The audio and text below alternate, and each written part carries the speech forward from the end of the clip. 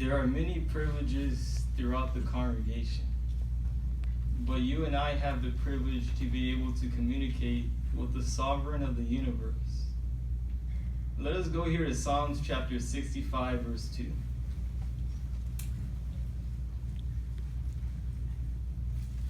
Psalms chapter 65, verse 2 reads, O hearer of prayer, to you people of all sorts will come.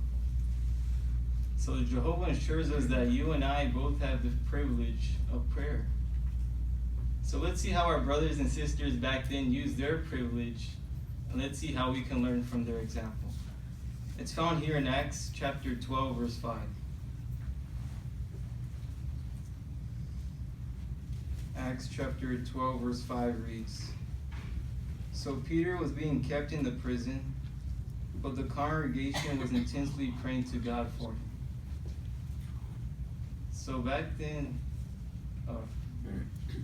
the brothers and sisters used their privilege not only for themselves, but they prayed for Peter, who was in prison. So likewise today, we can pray for our brothers and sisters in various parts of the world where they're going through persecution and imprisonment. Let's see how Paul felt when he was in prison. It's found here in Hebrews chapter 13, verse 18 and 19. Hebrews chapter 13, verse 18 and 19. Keep praying for us, for we trust we have an honest conscience, as we wish to conduct ourselves honestly in all things. But I especially urge you to pray so that I may be restored to you the sooner. So if Paul needed the congregation's heartfelt prayers back then, so do our brothers and sisters need their heartfelt prayers today while they're going through various trials. So who are some in our congregation we can pray for? What about those who wish to do more for Jehovah, but perhaps they're unable to? Perhaps they have limitations, going through health issues, illnesses. Or what about those taking care of family members with special needs? Aren't they dear to Jehovah as well? What about those in the congregation who have the long days of work? They're tired. We can pray for them as well. We can also pray for those, as we look around the congregation, those that aren't here today.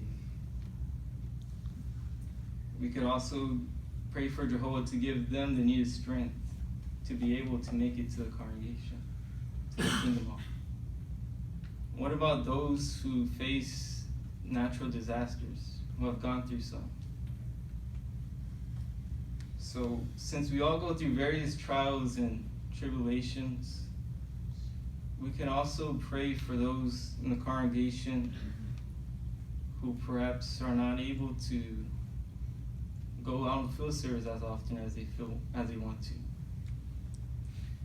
So since we all go through different trials, what about those who we see in the congregation who just struggle just to make it to the kingdom hall? Those ones in single parent households. Since we all go through various trials, as James chapter 5 verse 16 brings out, therefore pray for one another. After all, you need your brothers and sisters to do the same for you should you come upon hard times.